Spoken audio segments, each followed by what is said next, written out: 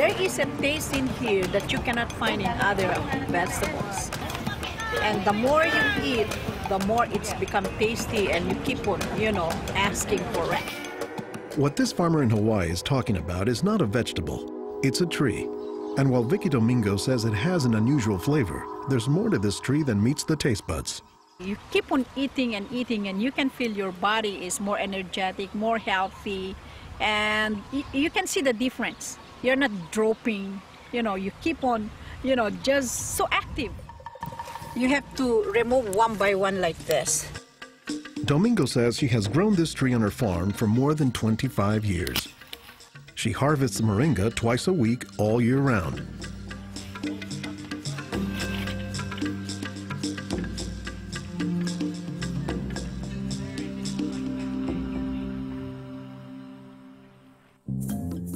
Every week, Domingo sends 1,000 pounds of moringa to the mainland. The rest of it ends up here at a Honolulu farmer's market, where most of her customers have eaten it their entire lives. Well, in the Philippines, it's a third country. In other words, not a rich country. We cannot afford to go to the doctor for medicinal purposes. So we use this in our daily lives so we can have more energy, more vitamins to supplement our daily nutrition in our body. The tree is called moringa, or as the Filipinos call it, marunggay. An awful lot of cultures have one or more plants that are kind of markers that people think of themselves when they think of that plant. Dr. Will McClatchy is an ethnobotanist at the University of Hawaii. He studies the ways that humans interact with plants. If you drive around Honolulu here, you'll see a lot of houses have at least one marunggay in the yard, maybe a little forest of them, and that's a pretty good indicator that there's a Filipino family there.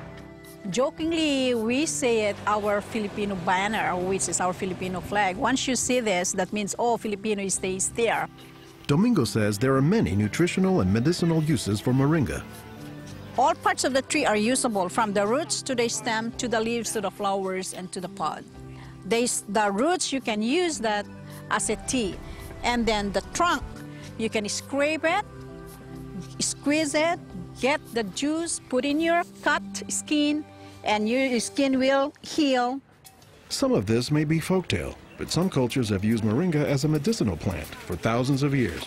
McClatchy says moringa is worthy of its reputation as a tree with unusual nutritional properties. Thank you.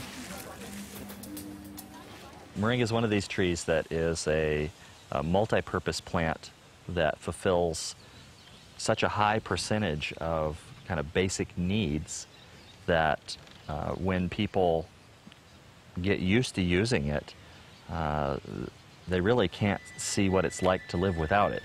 And many cultures don't. Today, moringa is used as a remedy and, in essence, a multivitamin in many of the world's warmest regions. Moringa is used widely in Africa and South Asia, and it's been introduced into South America and Central America, where it's also being used. So, this is not just a plant of a single community.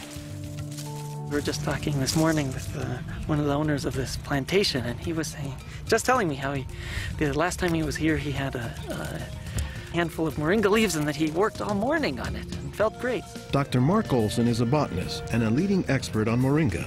He teaches at Instituto de Biología, Universidad Nacional Autónoma de México in Mexico City. Here, he is visiting a new moringa farm about 2 hours outside the city limits. So they've just planted these here, and soon they'll be nice and big. Olson says that while moringa can grow in places like Mexico or Hawaii, the tree is native to arid subtropical regions, places like Africa and southern India, hot places where moringa has proven its persistence. And this is a plant that really does do extraordinarily well in some of the most difficult areas, in areas that are very hot, areas that are very dry, areas where other things are very difficult to cultivate. Look at the little tuber there. This is one of the reasons it survives so well in dry areas. Also, they're storing lots of water in the wood. So that's one of the reasons this is such a remarkable tree. They don't have particularly deep roots. That's sort of a myth about moringas, that they survive because they have deep roots. No, they're storing water in their roots and their trunk.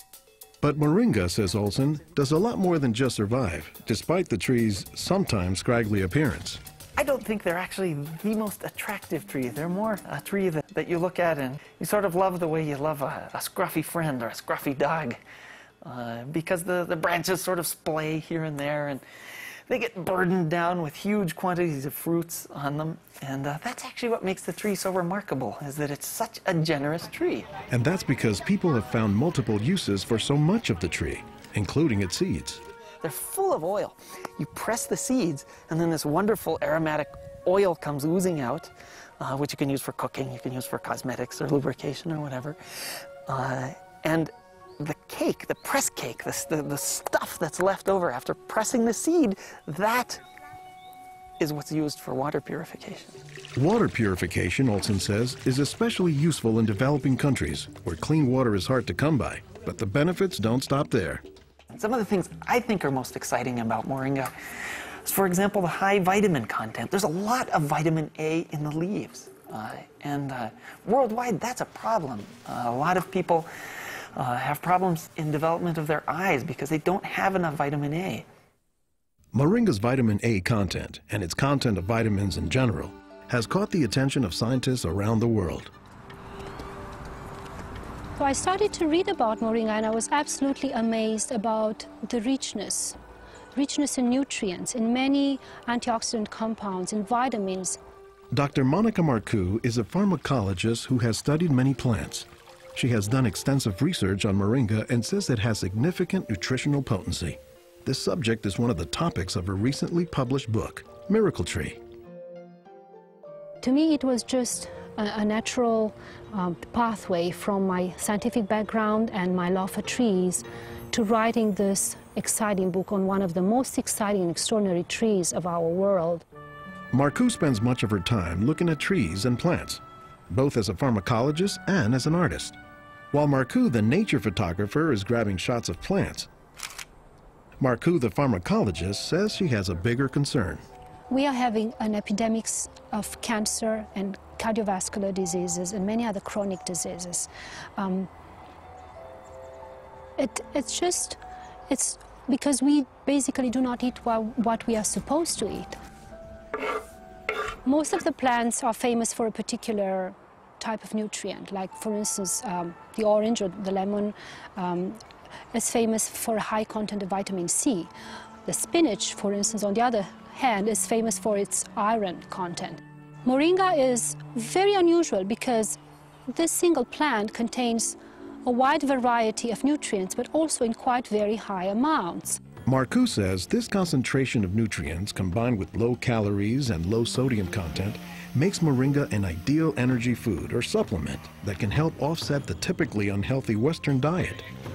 Many of the Westerners are also deficient in antioxidant and anti-aging substances that are mostly found in plants. Antioxidants, according to the National Institutes of Health, protect the body's cells and may prevent cancer. And Marcoux says moringa is a treasure trove of antioxidants that happen to work hand in hand. Antioxidant substances and antioxidant vitamins work together in the body. For instance, it's known that selenium works better in the presence of vitamin E. Moringa has high amounts of selenium and has also vitamin E. While many plants contain antioxidants, Dr. McClatchy says that moringa is also high in the nutrients we usually associate with meat. Moringa is well known for being a good source of leafy green vegetable protein. And you don't get a lot of protein out of many vegetable foods other than like beans and things like that. So getting it out of the leaves is really a big deal. And while there are a few other plants like soy that are protein rich, Olson says moringa is special. I have a lot of food allergies. I'm allergic to wheat, I'm allergic to eggs. Soy tends to be a fairly highly allergenic food. It causes allergies easily in many people. We think that this is because of the form that some of the proteins are in soy. They're apparently in a form that's very simple and fairly easy for the body to assimilate in moringa. According to the United States Department of Agriculture, moringa contains 18 of the 20 amino acids, building blocks of proteins that are found in the human body. And, says Marcoux, moringa is one of the few plants that contains all of the essential amino acids. Moringa contains all the 9 essential amino acids that actually we cannot produce. their presence, but also their ratio is very beneficial, and it is estimated that this ratio is very good for absorption and for being bioavailable to our bodies. Further research is needed to establish the bioavailability of all of moringa's nutrients. But in some places, scientific studies may be too long a pursuit and take a back seat to a harsh reality.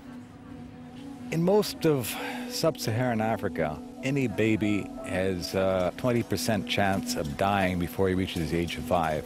In some countries, up to 40%. And even those who survive past the age of 5, up to half or more will suffer from malnourished physical and mental development.